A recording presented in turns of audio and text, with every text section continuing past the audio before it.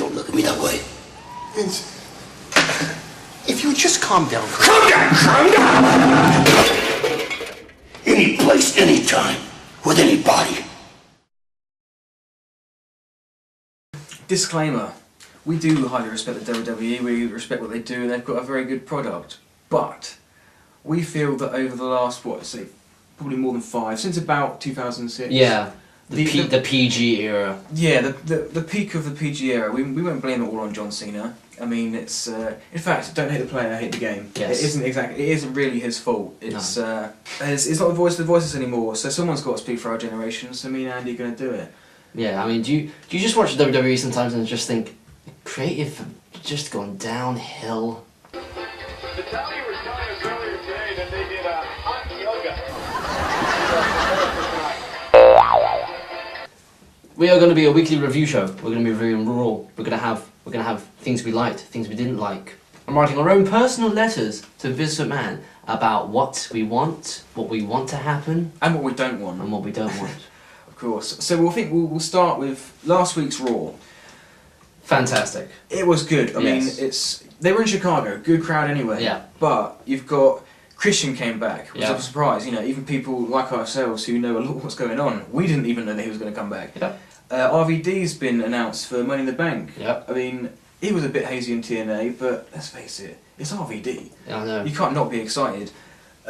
Mark Henry's thing. I mean, He had me going. it was on Twitter. Yeah. It was, he was, even his friends were talking about it, this whole thing, it seemed like a really legit thing, so much effort put into it, and it was a setup. What a brilliant storyline. Brilliant. Never seen as much effort go into anything in the last 5-6 years. Yep, and then Bork Laser attacked CM Punk. Exactly, as well, but we sort of knew that though, because Yeah. we knew that CM Punk was going to, everyone's predicted Yeah, the time. predicted it, and then when it happened, I was like, holy shit, Bork Laser coming out, F5, he picked up a mic and I thought, oh shit, he's going to talk. There's a high risk in pro wrestling. I mean, it's that ring is not just, mom's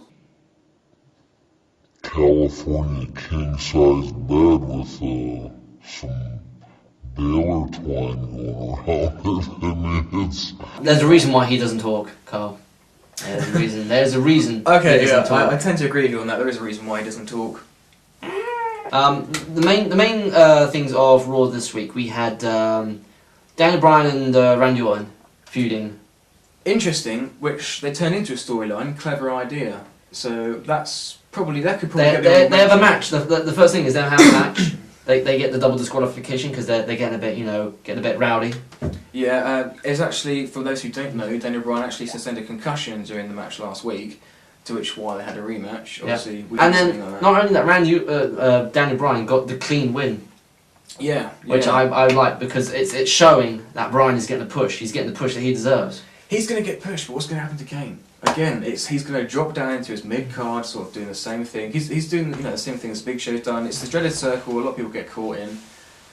I think Kane's, he's survived very well for the past 10-15 years on Street Fight. Yeah. Because, on PG television, the height of PG as it is, you don't think it's going to... And I mean, one of the other big main talking points about this week was the Punk and Paul Heyman segment, which was all, buddy, I love you, Yeah. let's go make Sweaty Man Love behind the Titantron. But don't forget how big Punk was in the summer of 2011 when he turned face and he became the voice of the voiceless. The voice of the voiceless. Because he became the face of the company. He took on John Cena. He did what we're doing now for this. He basically said exactly what we were thinking.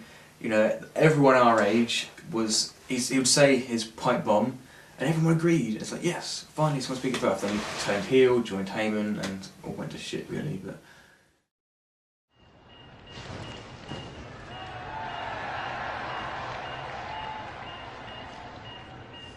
$50 million. Mr. McMahon. Shut up! Now, honourable mention of the week. Who or what gets honourable mention of the week for you? The honourable mention should probably go to Daniel Bryan, actually.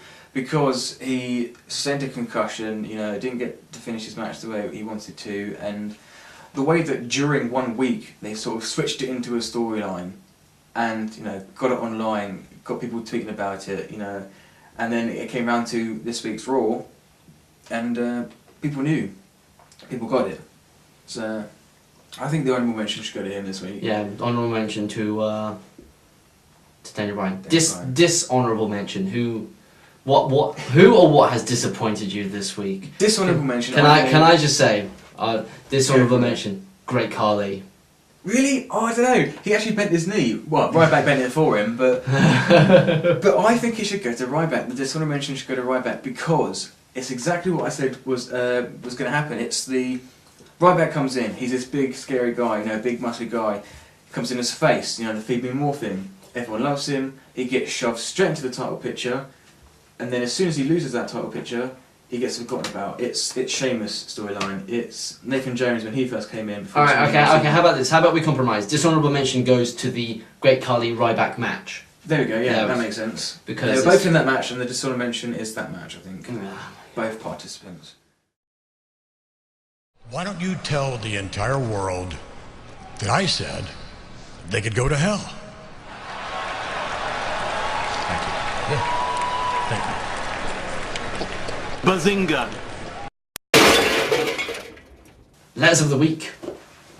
I would say, Dear Vince McMahon, why is Chris Hero, Cassius Ohno, still rotting down in NXT? He's CM Punk just a few years later, isn't he? Really? I mean, he's travelled the world same as Punk has. He's as technically sound as Punk is. He likes to elbow people in the face. He likes to elbow people in the face. Why is he still down there? What?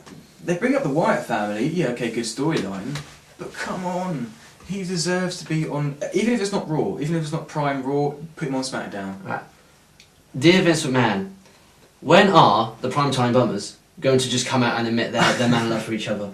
They definitely bum each other backstage. And what is that Otter Torn thing? It's supposed to be something to do with his college or his old It makes him look retarded. And they're millions of dollars dance. They could not get closer to each other. Their dicks are almost rubbing as they dance together. It's so wrong. Oh, that should probably... If we had 2 dishonourable mentions, that would have one as well. Dear Vince McMahon, did Chris Jericho invent the WWE? Because he invents everything. Actually, that's true. Dear Vince McMahon, why are you putting Chris Jericho in a match with Ryback? He's just come out of a WWE title match, right? He lost against Cena in an ambulance match. Okay, fair enough. Super Cena. I know why that is. I generally know why this is, right? Because I think it was Monday. I think it may have been. It was around Monday. Because it's getting near to the anniversary of the Chris Benoit, incident. Oh yes. Oh, Chris. Chris Benoit. Oh, Stevie Richards. Yeah, I can't remember. No, Vince McMahon, you will not censor us. Chris Benoit. Chris Benoit. It was several years to the day of the Chris Benoit incident. And Chris Jericho actually tweeted a picture of him and Chris Benoit back in the day, saying that I miss you, buddy. Oh, really? Yeah. I didn't know that. And I reckon he's put him in a match with Ryback as punishment. Do you reckon? To say you shouldn't have done that. All right. I think that's gonna wrap up our first ever pilot episode of Dear Vince McMahon. Remember, Dear Vince McMahon, if you're watching this, just listen to what we're saying. I hear voices in my head, they count to me, they understand, they talk to me.